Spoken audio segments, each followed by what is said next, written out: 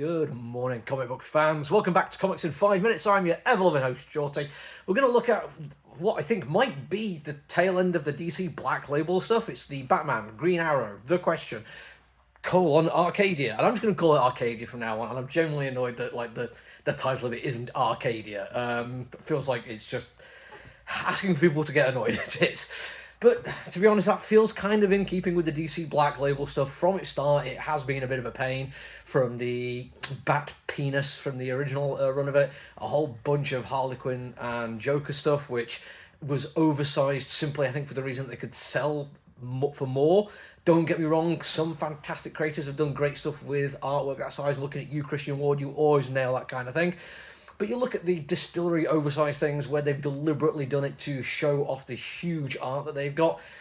Black Label never really did that, and now it feels like with the problems besetting, Gargoyle of Gotham, I think there's only one other I know coming out, which is the second part of the first night. It feels like it's on its way out, but it's good timing because we do get the DC Vertigo stuff, and this one's DC previews. So all that's coming back in, and I really hope that this run on Vertigo is going to land. Because I remember the original DC Vertigo stuff, then I remember the relaunch, which kind of faltered, and then the Sandman universe, which obviously is tainted these days. Black Label felt like it could keep them going for a while, but this, if it is on the way out, at least it's great. Genuinely is fantastic. I have one minor note, and because of how I've been doing my reviews recently, I'm going to start with that. There's a moment where we get some billionaires talking about the fact that their solution to climate change is not a solution to climate change at all. It's literally a way of just saving themselves from it. There is such an overt discussion about the fact that when they create their massive floating city, there will have to be places where the poor can stay, and different levels of exclusivity for the super wealthy. And I'm like, yeah, it doesn't feel like it's at all surprising. It feels very Route One kind of dialogue thing to put in there, as if people don't know that's what's going on.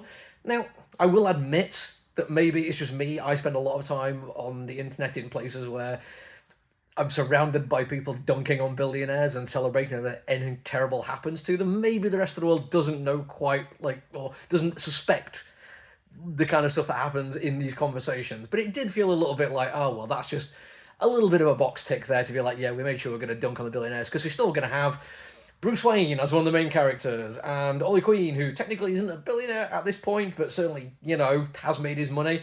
But then you also throw in the fantastic journalist, guerrilla journalist from looks at it, and we get a brilliant cast of characters going off and doing stuff. And the characters are actually brilliantly done. There is multiple layers of motivation and interpersonal relationships going on between the three core characters in this one, every single bit of which is immaculately realised. At points I was like, oh my god, yeah, that does make sense. Oh wow, I can't wait to see how this plays out. We're only on issue 1. There is so much more to go where we get to see how the situations these people have put themselves in is going to affect how they feel about the other people because of their place in the situation. Brilliant, multifaceted motivations going on. Can't wait for more of that. But the thing that impressed me even more is the story. There is layer upon layer of mystery to be solved, but not just in a crime-solving kind of way. It does also feel like, going back to the interpersonal motivations, like why people are acting the way they do. Where is their loyalty going to lie in the end? How willing will these people be to go along with something, to fight against something, to actually stand up and be on the side of people who need their help? I can't wait to see how this goes. Genuinely, I'm more impressed with it than I thought I was going to be, but again, my Black Label history has been checkered at best.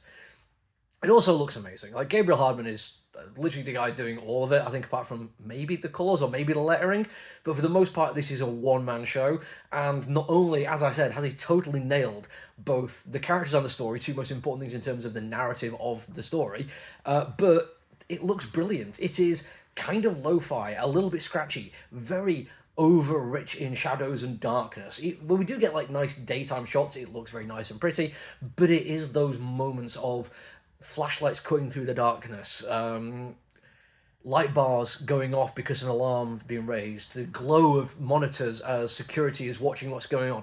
All these moments of dark and shadow is what make this story really, really work for me. It feeds into the narrative, adds to it, and makes it look spectacular at the same time. All in all, very good first issue. That's it for me for now, though. Until I see you all again, look after each other, everyone. Stay safe.